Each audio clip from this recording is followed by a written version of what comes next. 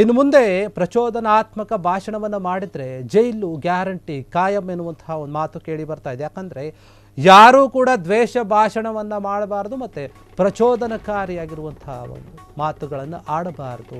ಈ ರೀತಿಯಾದಂತಹ ಒಂದು ಮಾತು ಕಟ್ಟುನಿಟ್ಟಾದಂಥದ್ದು ಕಾನೂನನ್ನು ತರೋಕೆ ಮುಂದಾಗಿರುವಂಥದ್ದು. ಬಾಯಿಗೆ ಬಂದ ಹಾಗೆ ಮಾತನಾಡಂಗಿಲ್ಲ ಇನ್ನು ಮುಂದೆ ಯಾರೂ ಕೂಡ. ಯಾವುದೇ ಧರ್ಮಕ್ಕೆ ಧಕ್ಕೆ ಆಗದಂತೆ ಅಥವಾ ಧಕ್ಕೆ ತರುವ ರೀತಿಯಲ್ಲಿ ಹೇಳಿಕೆಗಳನ್ನು ಕೂಡ ಕೊಡೋಂಗಿಲ್ಲ. ದ್ವೇಷ ಭಾಷಣಕ್ಕೆ ಬ್ರೇಕ್ ಹಾಕಲು ಸರ್ಕಾರ ಚಿಂತನೆಯನ್ನು ಮಾಡ್ತಾ ಇದೆ. ಈ ಒಂದು ವಿಚಾರವಾಗಿ ವೇದಿಕೆ ಹತ್ತಿ ತುಂಬಿದ ಸಭೆಯಲ್ಲಿ ಮಾತನಾಡುವಾಗ ಜೋಪಾನವಾಗಿರಬೇಕು, ಎಚ್ಚರಿಕೆಯಿಂದಿರಬೇಕು, ಆಡಿರುವ ಮಾತಿನ ಮೇಲೆ ಹಿಡಿತಾ ಇರಬೇಕು.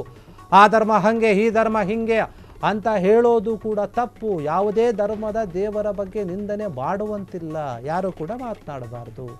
ಪ್ರಚೋದನಾತ್ಮಕ ಭಾಷಣಕ್ಕೆ ಕಠಿಣ ಶಿಕ್ಷೆ ಜಾರಿಯಾಗುವಂತಹ ಸಾಧ್ಯತೆ ಕೂಡ ಇದೆ. ಇನ್ನು ಮುಂದೆ ಪ್ರಚೋದನಾತ್ಮಕ ಭಾಷಣ ಮಾಡಿದರೆ ನೀವು ಜೈಲು ಸೇರ್ತೀರ ಅಂತ. ಹೌದು, ಯಾಕೆ ಅಂತಂದರೆ ಯಾರೇ ಆದರೂ ಸರಿ ಏನೇ ಒಂದು ಮಾತನಾಡಬೇಕಾದ್ರೆ ಏನು ಮಾತನಾಡ್ತಾ ಇದ್ವಿ ಅದು ಯಾರಿಗೆ ನೋವು ಕೊಡುತ್ತೋ, ಯಾರಿಗೆ ಖುಷಿ ಕೊಡುತ್ತೋ ಅನ್ನೋದನ್ನು ಯೋಚನೆ ಮಾಡಿಕೊಂಡು ಮಾತನಾಡಬೇಕು. ನಾವು ಯಾವುದೇ ಇನ್ನೊಂದು ಧರ್ಮದ ಬಗ್ಗೆ ಮಾತನಾಡ್ತೀವಿ ಅಂತಂದರೆ ಅದನ್ನು ನಮಗೆ ಇಷ್ಟ ಆಗಿಲ್ಲ ಧರ್ಮ ಅಂದ ಮಾತ್ರಕ್ಕೆ ನಾವು ಹೆಂಗೆ ಬೇಕಾರಂಗೆ ಅದ್ರ ಬಗ್ಗೆ ಮಾತನಾಡೋಂಗಿಲ್ಲ, ವ್ಯಕ್ತಿಗಳ ಬಗ್ಗೆ ಮಾತನಾಡೋಂಗಿಲ್ಲ. ಯಾರಿಗೂ ಕೂಡ ನೋವಾಗುವಂತಹ ರೀತಿಯಲ್ಲಿ ನಡೆದುಕೊಳ್ಳಬಾರ್ದು. ಅದಕ್ಕೋಸ್ಕರನೇ ಸರ್ಕಾರ ಒಂದು ಕಾನೂನನ್ನು ತರೋಕೆ ಚಿಂತನೆ ಮಾಡ್ತಾ ಇದೆ. ಆ ಕಾನೂನಿನ ಅಡಿಯಲ್ಲಿ ಯಾರಾದರೂ ಈ ರೀತಿಯಾಗಿ ದ್ವೇಷ ಭಾಷಣವನ್ನು ಮಾಡಿದರೆ, ಯಾರ ಮನಸ್ಸಿಗೆ ಸಮುದಾಯಕ್ಕೆ ನೋವಾಗುವಂತಹ ರೀತಿಯಲ್ಲಿ ಮಾತನಾಡಿದರೆ ಅದಕ್ಕೆ ನಾವು ಕಠಿಣವಾದಂತಹ ಒಂದು ಕ್ರಮವನ್ನು ತೆಗೆದುಕೊಳ್ತೀವಿ ಅಂತ ಸರ್ಕಾರ ಹೇಳ್ತಾ ಇದೆ. ಇದೇ ಒಂದು ವಿಚಾರವಾಗಿ ಸರ್ಕಾರ, ಗೃಹ ಸಚಿವರು ಎಲ್ಲರೂ ಕೂಡ ಚಿಂತನೆಯನ್ನು ಮಾಡ್ತಾ ಇದ್ದಾರೆ. ಇನ್ನು ಮುಂದೆ ಯಾರೂ ಕೂಡ ಆ ಧರ್ಮ ಹಾಗೆ ಹೇಳ್ತು, ಈ ಧರ್ಮ ಹೀಗೆ ಹೇಳ್ತು, ಅವ್ರು ಹಂಗಂದ್ರು ಹಿಂಗಂದ್ರು ಅನ್ನುವಂಥ ರೀತಿಯಲ್ಲಿ ಯಾರೂ ಕೂಡ ಮಾತನಾಡೋ ಹಾಗಿಲ್ಲ. ಅವರವರಿಗೆ ಅವರವರ ಧರ್ಮ ಮುಖ್ಯ ಆಗಿರುತ್ತೆ. ಅವರವರ ಸಂಪ್ರದಾಯಗಳನ್ನು ಅವರು ಪಾಲಿಸ್ತಾ ಹೋಗ್ತಾರೆ. ನಾವ್ಯಾರೂ ಕೂಡ ಆ ಸಂಪ್ರದಾಯದ ಬಗ್ಗೆ ಟೀಕೆ ಮಾಡೋ ಹಿಂಗಿಲ್ಲ, ಅವರಿಗೆ ನೋವಾಗುವಂತಹ ರೀತಿಯಲ್ಲಿ ನಡೆದುಕೊಳ್ಳೋ ಹಾಗಿಲ್ಲ. ಅದೇ ಮಾತನ್ನು ಸರ್ಕಾರ ಕೂಡ ಹೇಳ್ತಾ ಇದೆ. ಅದಕ್ಕೋಸ್ಕರ ಕಟ್ಟುನಿಟ್ಟಿನ ಕ್ರಮವನ್ನು ತೆಗೆದುಕೋಬೇಕು ಅಂತ ಹೇಳಿ ಯೋಚನೆಯನ್ನು ಮಾಡ್ತಾ ಇದೆ. ಇನ್ನು ಮುಂದೆ ದೊಡ್ಡ ಮಟ್ಟದಲ್ಲಿ ಕಠಿಣವಾದಂತಹ ಶಿಕ್ಷೆಗಳು ಜಾರಿಯಾಗುವಂತಹ ಒಂದು ಎಲ್ಲ ಸಾಧ್ಯತೆಗಳು ಕಾಣ್ತಾ ಇದೆ. ಗೃಹ ಸಚಿವರು ಕೂಡ ಅದರ ಬಗ್ಗೆ ಹೇಳಿದ್ದಾರೆ. ಸರ್ಕಾರ ಕೂಡ ಅದರ ಬಗ್ಗೆ ಚಿಂತನೆಯನ್ನು ಮಾಡ್ತಾ ಇದೆ. ಮುಂದಿನ ದಿನಗಳಲ್ಲಿ ಅದರ ಆದೇಶವನ್ನು ಕೂಡ ಹೊರಡಿಸಬಹುದು. ಯಾಕಂದರೆ ಈ ಹಿಂದೆ ಕೂಡ ನಾವು ಸಾಕಷ್ಟು ಗಮನಿಸಿದ್ವಿ, ವೇದಿಕೆಯ ಭಾಷಣದಲ್ಲಿ ಸಾವಿರಾರು ಜನ ಸೇರಿರ್ತಾರೆ, ಅದರಲ್ಲಿ ವಿವಾದಾತ್ಮಕ ಹೇಳಿಕೆಗಳನ್ನು ಕೊಟ್ಬಿಡ್ತಾರೆ. ಅದು ಯಾರ್ಯಾರು ಯಾವ್ಯಾವ ರೀತಿಯಲ್ಲಿ ತೆಗೆದುಕೊಳ್ತಾರೆ ಅಂತ ಗೊತ್ತಾಗಲ್ಲ. ಆದರೆ ದೊಡ್ಡ ಮಟ್ಟದಲ್ಲಿ ಸುದ್ದಿಗಳಾಗ್ತಾ ಹೋಗ್ಬಿಡುತ್ತೆ. ಹೀಗಾಗಿ ಇದಕ್ಕೆ ಕಡಿವಾಣ ಹಾಕಬೇಕು. ಈ ರೀತಿಯಾಗಿ ಬಾಯಿಗೆ ಬಂದಂತೆ ಯಾರು ಮಾತನಾಡ್ತಾರೋ ಅವರ ಬಾಯಿಗೆ ಬೀಗವನ್ನು ಹಾಕಬೇಕು ಅನ್ನುವಂಥ ರೀತಿಯಲ್ಲಿನೇ ಇದು ಈಗ ಸರ್ಕಾರ ಒಂದು ಹೊಸ ರೀತಿಯಾದಂತಹ ಕಾನೂನನ್ನು, ಮಸೂದೆಯನ್ನು ತರೋಕ್ಕೆ ಮುಂದಾಗಿದೆ.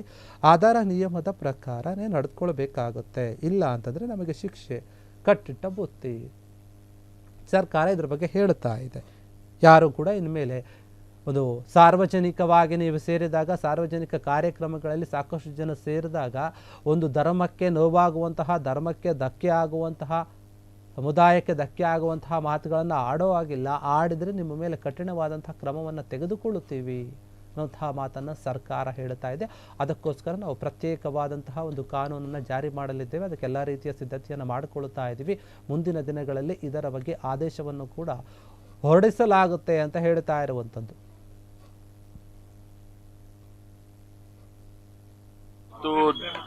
ದ್ವೇಷ ಭಾಷಣ ಮತ್ತು ಆ ರೀತಿ ನಡೆದುಕೊಳ್ತಕ್ಕಂಥದ್ರಲ್ಲಿ ಇವತ್ತು ಬಿಲ್ಲು ಕ್ಯಾಬಿನೆಟ್ಗೆ ಬಂದಿದೆ. ಅದನ್ನು ಚರ್ಚೆ ಮಾಡಿ ಏನು ತೀರ್ಮಾನ ತಗೊಳ್ತಾರೆ ಅದು ಕ್ಯಾಬಿನೆಟಲ್ಲಿ.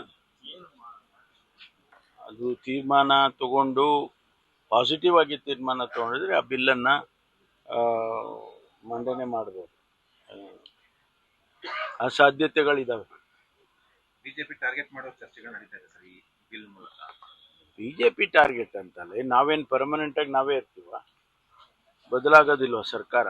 ಯಾರೇ ಬಂದರೂ ಕೂಡ ಅದು ಅಪ್ಲೈ ಆಗುತ್ತೆ. ಬಿಜೆಪಿಗೆ ಅಂತ ಯಾಕೆ ಟಾರ್ಗೆಟ್ ಮಾಡ್ಬೇಕು ನಾವು? ಯಾರೇ ಆಗಲಿ ಅಲ್ಲೇನು ಬಿಜೆಪಿ ಅಂತೇಳಿ ಯಾವುದೇ ಶಬ್ದ ಬರೋದಿಲ್ಲ. ಅದರಲ್ಲಿ ಪಕ್ಷ ಯಾವುದು ಕಾಂಗ್ರೆಸ್ಸು, ಬಿಜೆಪಿ, ಜನತಾದಳ ಅಂತ ಬರೋದಿಲ್ಲ.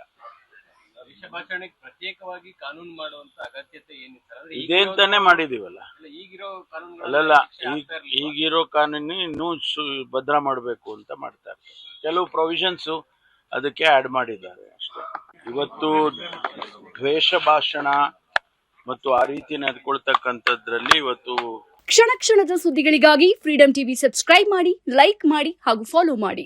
ಹೊಸ ಸುದ್ದಿಗಳ ನೋಟಿಫಿಕೇಶನ್ಗಾಗಿ ಬೆಲ್ ಐಕಾನ್ ಮೇಲೆ ಕ್ಲಿಕ್ ಮಾಡಿ.